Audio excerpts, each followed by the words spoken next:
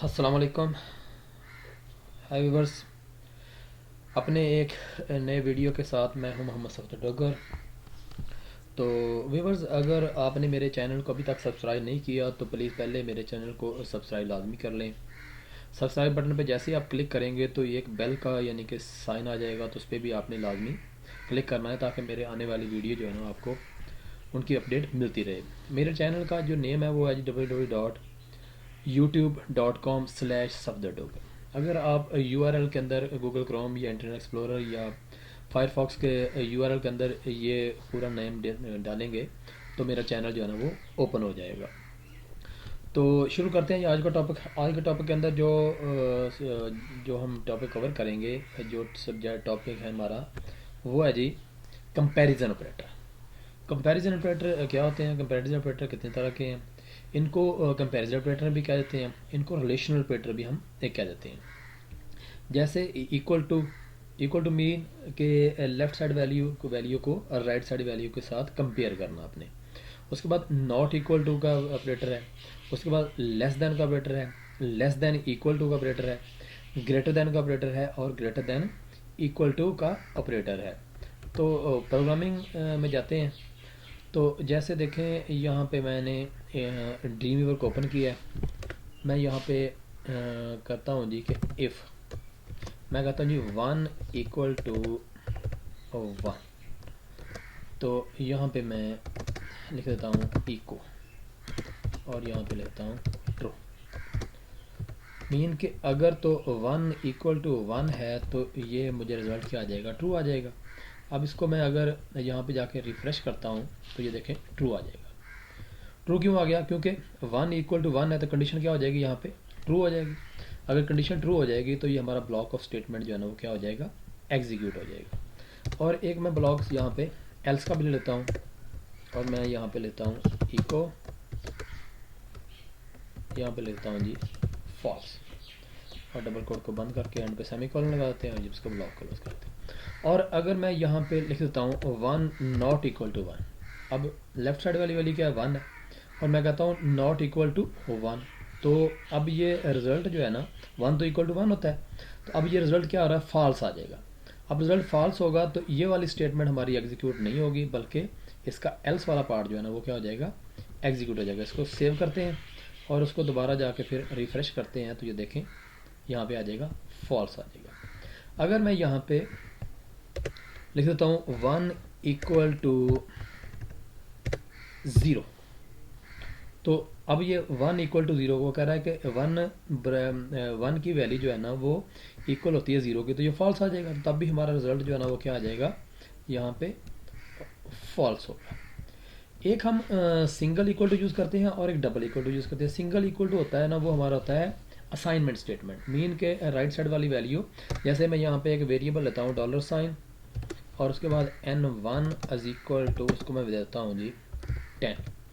तो ये जो मेरा सिंगल इक्वल टू साइन है, इसका मतलब है कि 10 की वैल्यू को असाइन कर दो इस वेरिएबल 1 को। यहाँ पे मैं एक और वेरिएबल लेता हूँ $n2 इक्वल टू, यहाँ पे भी उसकी वैल्यू मैं रखता हूँ 9, और अब मैं इसकी जगह पे यूज़ करता हूँ $n1 इक्वल टू $n2। तो n1 में कितनी वैल्यू है? 10 है। n2 में कितनी वैल्यू? 9 है।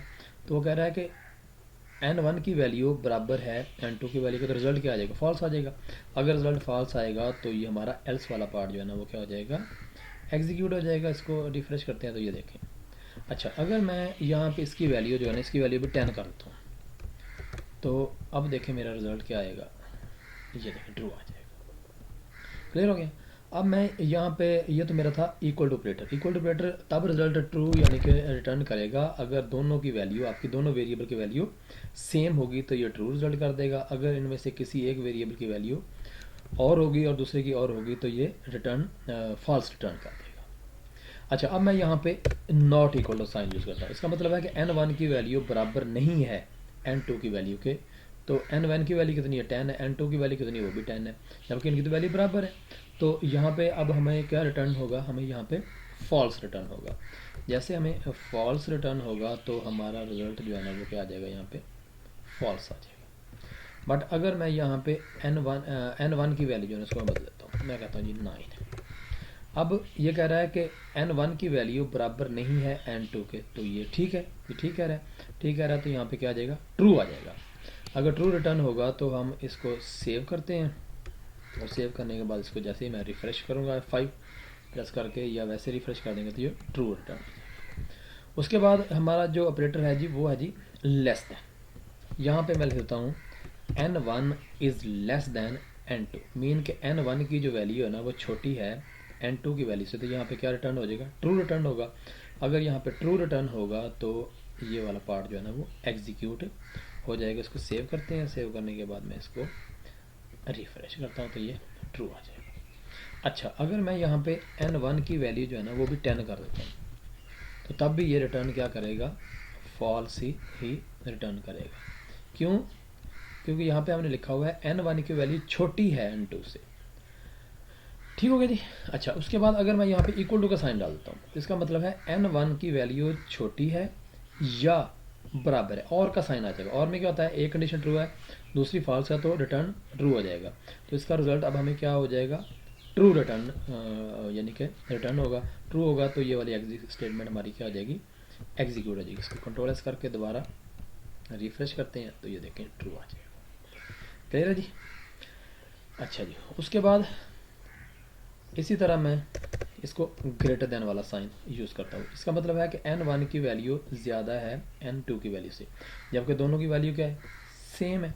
तो ये हमें क्या रिटर्न करेगा जी, हमें फॉल्स रिटर्न करेगा। फॉल्स हो जाएगा तो हमारा एल्स वाला जो पार्ट है ना वो एग्जीक्यूट हो जाएगा। लेकिन अगर मैं यहाँ पे इक्वल टू का साइन यूज़ कर लूँगा तो इसका मतलब है n1 की वैल्यू या बड़ी होगी या बराबर होगी n2 के, तो बराबर वाली कंडीशन ट्रू हो जाएगी।